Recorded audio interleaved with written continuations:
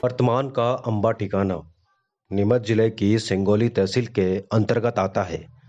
सिंगोली तहसील मुख्यालय से नीमच रोड पर ताल परलई होते हुए सड़क मार्ग के माध्यम से 20 किलोमीटर का सफर तय कर आप अंबा पहुंच सकते हैं।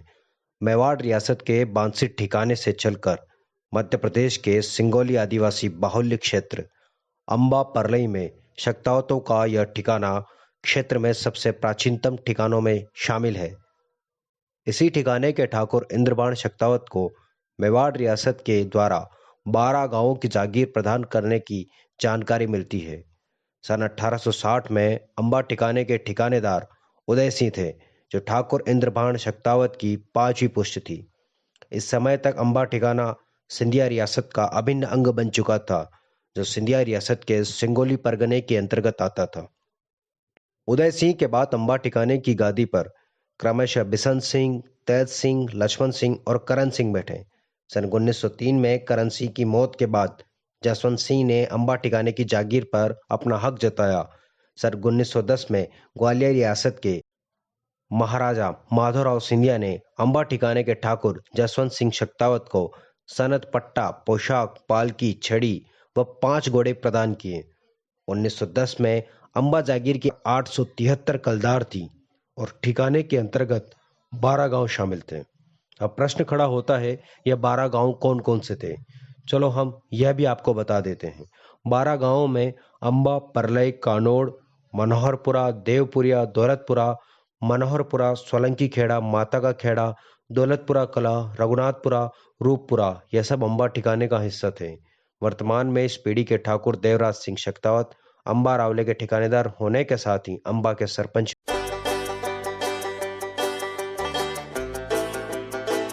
आज हमारे साथ हैं मेवाड़ रियासत के शक्तावत वंश से जुड़े हुए और बाद में सिंधियाकालीन स्टेट्स रियासत से जुड़े हुए ठिकाने अंबा के वर्तमान ठिकानेदार और वंशज श्री देवराज सिंह जी शक्तावत। जानते हैं उनसे अंबा ठिकाने के इतिहास के बारे में। देवराज सिंह जी, आपका बहुत बहुत स्वागत है आज के साक्षात्कार में। धन्यवाद। अंबा ठिकाने के प्रारंभिक इतिहास के बारे में बताएं कि किस प्रकार इस क्षेत्र में आपका आना हुआ, आपके किस प्रकार से अंबा ठिकाने की यहाँ स्थापना हुई, हमारे दर्शकों को बताएं आप। हाँ समझिए, ये अंबा ठिकाना पहले मेवाड़ का ठिकाना था। ये शुरू में जो हमारे पूर्वज है वो बांसी विरासते थे और बांसी से फिर ये अपने जंजोला और जंजोला से फिर ये प्रेमपुरा होते हुए परलई, परलई से अंबा 1734 संवत में यहाँ अंबा पधारे हमारे पूर्वज। ये बांसी से अंबा तक का सफ़र आपके पूर्वजों ने आपको बताया हो, कोई ऐसी घटना, कोई ऐसा वाकया, किस प्रकार यहाँ अंबा में बसना और कैसा अंबा में आपका रहकर अनुभव रहा, उस अनुभव के बारे में बताएं। हमारे पूर्वजों ने जो पूरा यो करते हुए, मतलब आगे से आगे, आगे से आगे यो करते हुए इस जगह को पधार कर और चयन किया। हम धन्यवाद उनका अर्पण करते हैं, क्योंकि उनको उनके दृष्टि से जो उस टाइम का नज़ारा अच्छा लगा, तो फिर यहाँ पे आके और सेट हुए। राज सिंह जी, ये बताएं आप कि सिंधिया के अंडर में ये अंबा ठिकाना कैसे आया, क्योंकि पूर्व में तो ये मेवाड़ रियासत का अभिन्न अंग रहा हुआ है, तो किस प्रकार से सिंधिया वंश और अंबा ठिकाने के ताल्लुकात रहे और वर्तमान में सिंधिया राजघराने से और आपके किस प्रकार से संबंध है? जी, ये है कि अलीजा बहादुर जो महाराज रहे थे, उनने अंबा ठिकाने को 12 गांव बख्शे और उस समय से फिर अंबा ठिकाना का पूरा में ग्वालियर स्टेट से ये हो गया और उसके अंदर फिर उन 12 गांव का जो भी ये था, पूरा ग्वालियर स्टेट के अंदर ये होता था।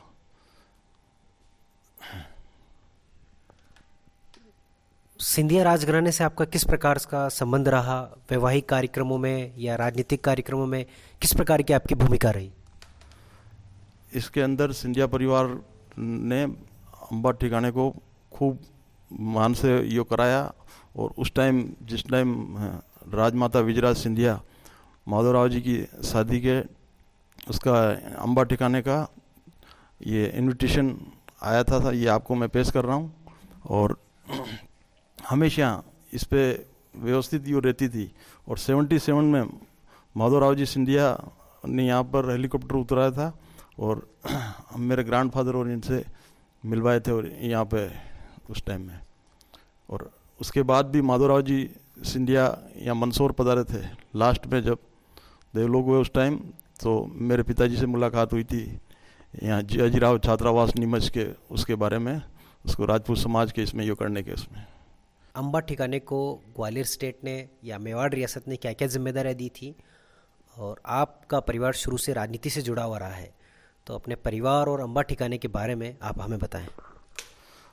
सर हमारे यहाँ क्या कि पूरा जनता के प्रति अम्बा ठिकाने की शुरू से लगा हो रहा है और जनता ने भी पूरा प्यार दिया है यहाँ।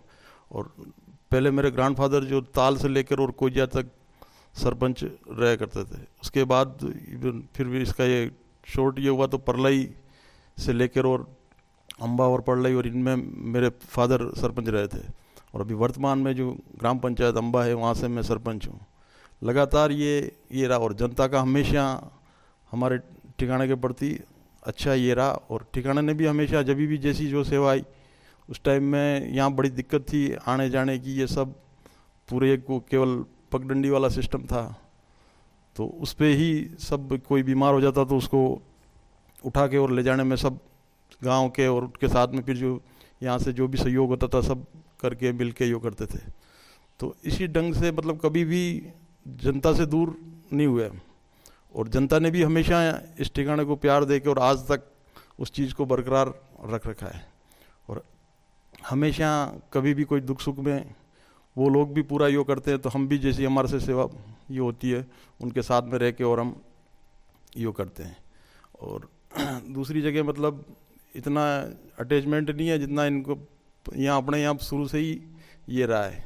कभी भी मतलब वो चीज़ दिमाग में नहीं आने दी जनता को कि क्या है कि ये हैं कि इनसे हम यो नहीं करें कि कोई भी बच्चा आ जा सकता है, कोई भी मतलब हमेशा उस में पूरा जनता का प्यार रहा है यहाँ पे। मैं अम्बा ठिकाने के बारे में एक चीज़ और जानना चाहूँगा कि मैंने आपको जिक्र किया था कि आपके कुछ ऐतिहासिक सामग्री आपके पास हो तो हमें बताएं, कोई ताम्रपत्र, कोई सनद या फिर अपने बड़वा के बारे में कि को अम्बा ठिकाने के बारे में अगर जानकारी लेनी हो तो वो कहाँ से प्राप्त होगी। जो ग्वालियर स्टेट से जो ये ताम्रपत्र जो हमारे को उस टाइम में दिए जाते थे ये मैं आपको ये कर रहा हूँ। और बड़वा जी हमारे यहाँ की जो टोकरा हमारे पास में सिंगोली के पास में टोकरा है, वहाँ से आपको अम्बा ठिकाने का पूरा इतिहास ये होगा।